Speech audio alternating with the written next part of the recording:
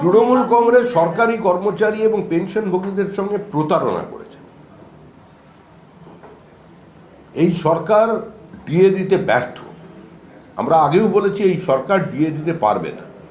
নতুন সরকার এসে 45 দিনের মধ্যে 7th পে কমিশনের প্রক্রিয়াকে শুরু করে দেবে, এটা আমাদের কমিটমেন্ট।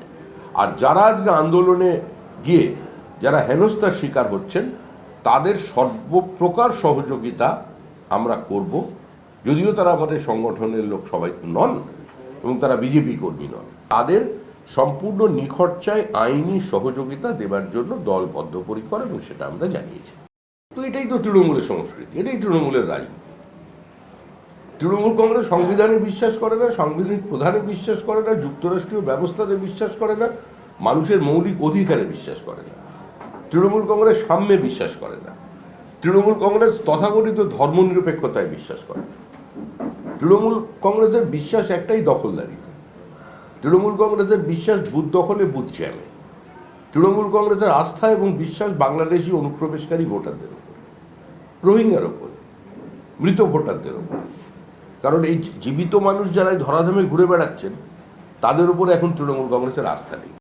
ও তো পথেই তো আছে, মুখ্যমন্ত্রী তো পথেই আছে।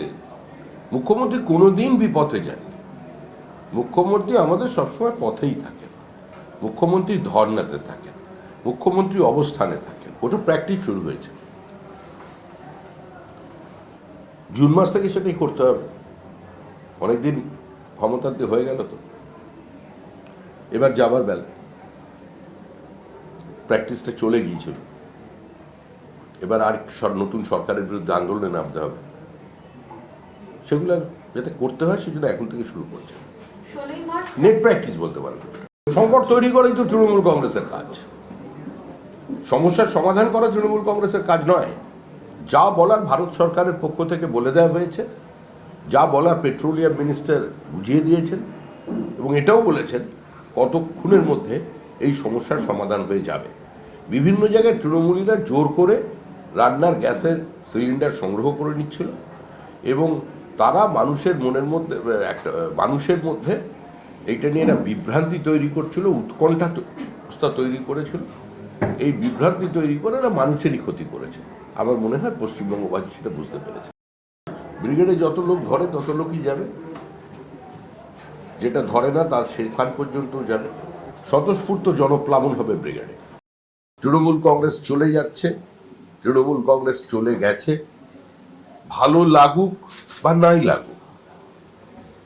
যারা WBCS অফিসার আছেন, যারা এখানে IAS IPS অফিসার আছেন, যারা বিভিন্ন পদে সরকারি কর্মচারী আছেন, BDO SDOরা আছেন এবং পুলিশের থানায় বিভিন্ন IC পদে যারা কাজ করছেন, কর্মরত আছেন, এমনকি সিভিক ভলেন্টিয়ার্সও যারা আছেন, তাদের কিন্তু কয়েক মাসের মধ্যে বিজেপি সরকারের সঙ্গে কাজ করতে হবে। আমরা আশা করব সচেতনভাবে তারা বিষয়টি নিয়ে চিন্তা করবে। বিজেপির প্রার্থী তালিকা ঘোষণা করে বিজেপির সংসদীয় বোর্ড, আমাদের সর্বোচ্চ নীতি নির্ধারণ যে কমিটি, তারা। তা আমি এখনো তাতে ঢুকে উঠতে পারিনি। অত বড় মাপের আমি প্লেয়ার নয়, ছোট্ট লোক। আমি কি করে এটা বলবো? আমার একটু জল্পনা হোক না। পশ্চিমবঙ্গে বিজেপিকে নিয়ে আলোচনা হচ্ছে, প্রিয়দাস মুন্সি থেকে শুরু করে সবাই বলেছিলেন 100 বছর এই দলের কোনো এদেশে ভবিষ্যৎ নেই এ রাজ্যে। হ্যাঁ, আসলে আবার পার্টি বিজেপি আবার পাখি। তো বুঝুন, ব্রিগেডের আগে এতগুলো ক্যামেরা, আপনাদের এত প্রশ্ন, একটু জল্পনা হলে ভালো লাগে। চলুক, ওদেরই তো সরকার। ওদের নেতাগুলোকে হয় দেখবেন নেতা একদম শিক্ষিত, সফিস্টিকেটেড, ছেলেমেয়েরা ডাক্তার, ইঞ্জিনিয়ার কিংবা MBA বিদেশিবাসী, আর না হলে দেখবেন এই ধরনের যারা বিশেষ শান্তিপ্রিয়, একটা ভিন্ন প্রজাতি, ওরা ওদের নেতা। এবার এই দুজন নেতারা কাজ করছে, তারা ধরে নিচ্ছে তৃণমূল কংগ্রেস। তৃণমূল কংগ্রেস ডাক পাবি? সোনা পাপ্পু নামটা শুনলেই এটা কি সুন্দর, এটা দুষ্টু মিষ্টি ব্যাপার। ওরা ওদের মধ্যে চালিয়ে যাচ্ছে।